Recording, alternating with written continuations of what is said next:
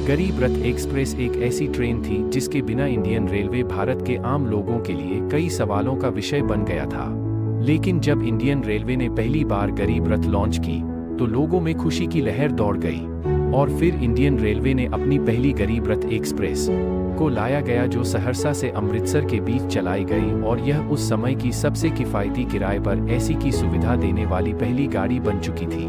इस ट्रेन को 5 अक्टूबर 2006 को तत्कालीन रेल मंत्री लालू प्रसाद यादव द्वारा चलाया गया था।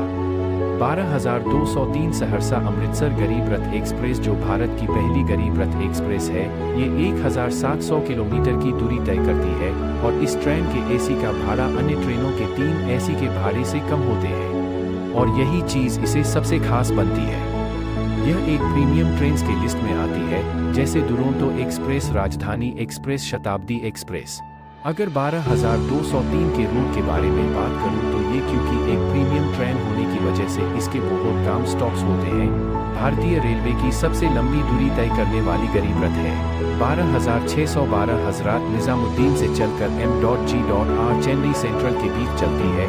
हाल ही में भारतीय रेलवे ने अपने गरीब रथ को LHB रेक दे दिया गया है, जबकि पहले यह ICF रेक के साथ चलती थी।